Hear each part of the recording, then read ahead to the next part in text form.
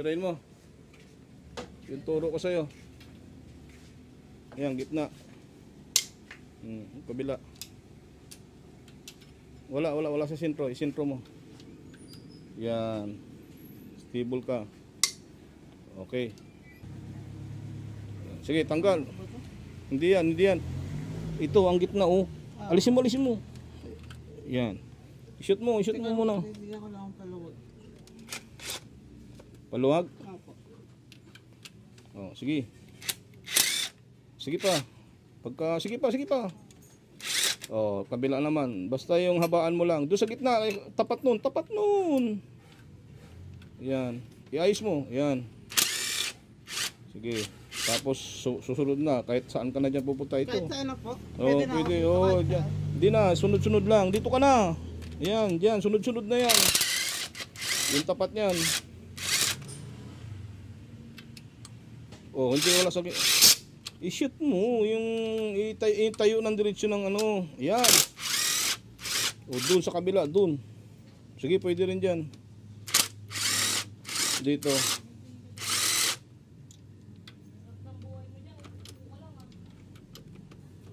Sige. Doon Justin, dito, yung tapat niya yan, tsaka yung doon sa dulo, yun na lang. Oh, tapat niyan. Op, tingnan mo, i-shoot mo muna. Wala sa shoot. Yan. Tapos yung dulo doon. Tingnan mo mabuti. Sige. Oh, doon sa kabila. Yan. Shoot mo mabuti. Ibili mo ako ng o-ring doon dyan. Nag-lit. Kay JR. Yes, Joan. Oo nga. Sige. Okay na yan. Tatanggalin na lang natin. Kuha ka ng magnet. Isa-isahin mo yan. Doon ka muna. Ano po yun pa? Sige na. Kailangan bibili, Joan.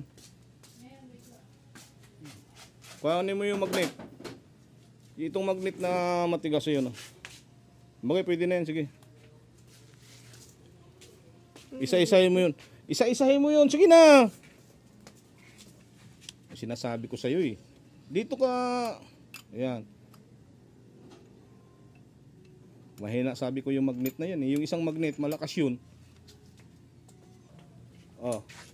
Dandahan. Andiyan ba yung washer? Tingnan mo nga. Wala po. Wala mga washer yan. Hindi, nandun, naiwan. Ayan o, katulad niya, may washer yan. Yung mga mama... Sige na, yung pandukot dun, yung isa na lang. Yung maliit. Oh, malaglag yung washer. Ingatan mo yan. Sige, tanggalin mo na muna lahat yan. Utusan mo si Joan. So, dahil dalawa ang naging problema niya, 1 at saka 2, ayan ang nangyari sa gasket. Ayan. Ayan ang nangyari sa gasket, oh. Sunog. So, yung compression niyan, wala talaga. Singaw talaga. Buti na lang, ganyan lang nangyari dyan. Ayan, oh. So, biro mo nagkaroon yung mga ganong issue. Ayan, oh. Ayan, oh. Tingnan mo tong gasket na to. Asan yung sunog dyan ko yun? Pakita mo. Ay. Yan.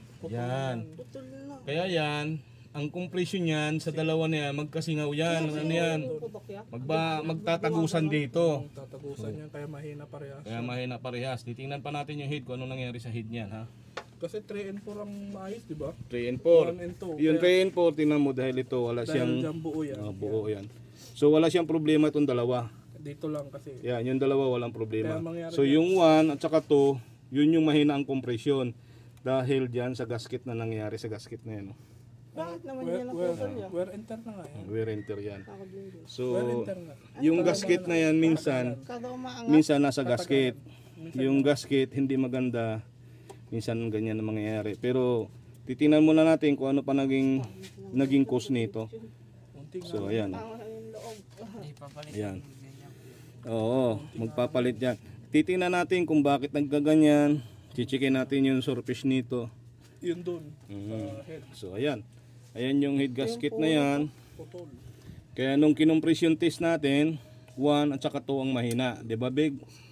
Oh, pero itong 3 at saka 4, magaganda. So, hindi natin na-pinpoint noon kung ano talaga problema. So, gasket pala ang naging dahilan. So yan yung gasket na yan. So check na lang natin muna yung head. So ito para malinaw ha. Ito yung gasket. So yung mga valvula nito ay wala naman palagay ko problema. So para hindi lumaki ang gagastusin ng may-ari, kasi bigla na lang daw talagang namalyuto nung bumabiyahe siya. So ganito ang lagay niyan, Tino. Dika. Ito, huy. Yung mga ceiling na yan, tsaka yan, dito nakatapat yan, at tsaka dito. Yan. So ang kabit niyan is ganyan. Ganyan ang kabit niyan. Yan. So ganyan nangyayari doon sa makina niya. Itong biyak na yan, ayan, ay sunog na yan. Kaya nasunog yan dahil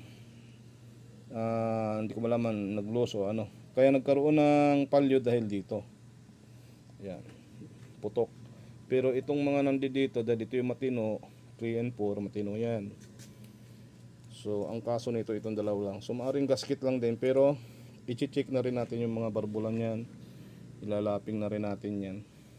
I-cleaning na rin natin yan. Magbibili tayo ng head gasket. So try natin doon. Pero bago natin gawin yan, check natin mabuti kung walang kaso, kung hindi baloktot ito. Okay. Kailangan natin ng cleaning lang muna dyan. Cleaningin muna natin.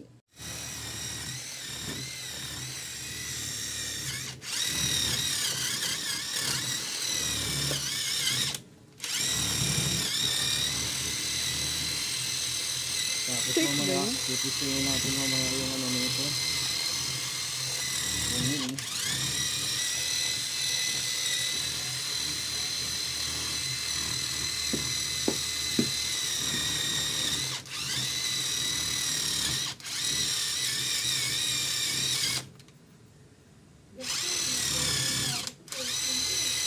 Bilis mo ah!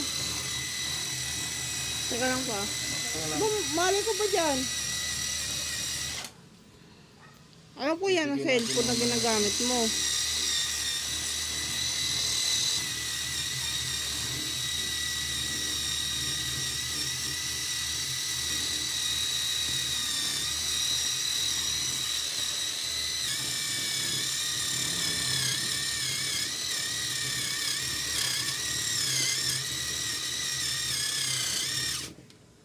Boss, ang baterya, palit tayo. Boss, ka muna dyan. Pinutol ko na. Bukalin.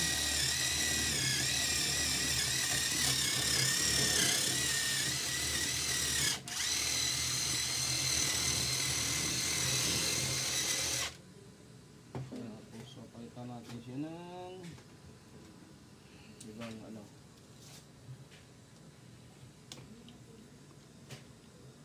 Yan, napapalit-palitan ko ito. Yung iba, ginawa ko lang yung adapter na yan.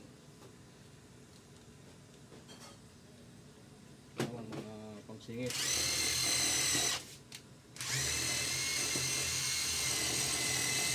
Para mamaya na.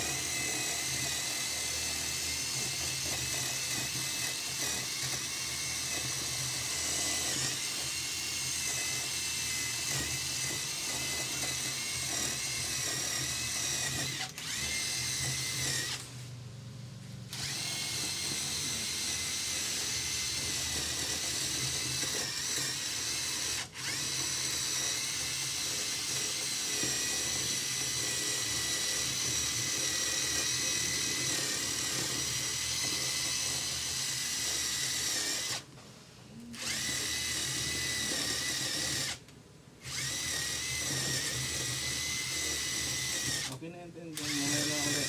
Picture ka na lang para malinis yung buhos ito.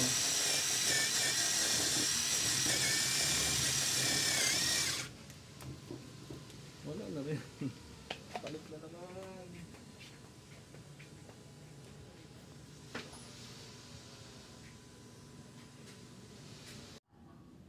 So ito, katatapos lang to, unang titistingin namin to, papaanda rin. Titingnan namin kung ganun pa rin. O, video mo, papaanda rin ko doon. Ayusin pag-awak.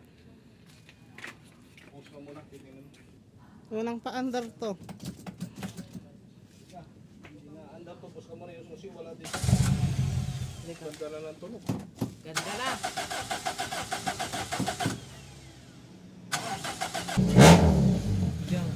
Ganda na ng tunog. Ganda na, hindi na siya yung maingay. Oh, ano, mukhang helicopter pa ba? Hindi na. Maganda na yung tunog. Nawala na yung parang helicopter. Layo na Sabig. Nakasot kasi.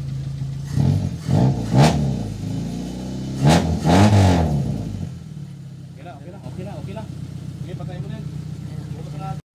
Ayan po. Ito na yung nag-loose compression na 4AF na carb. Small body. So nagawa na rin itong araw na to. Nakita namin kayo na umaga problema.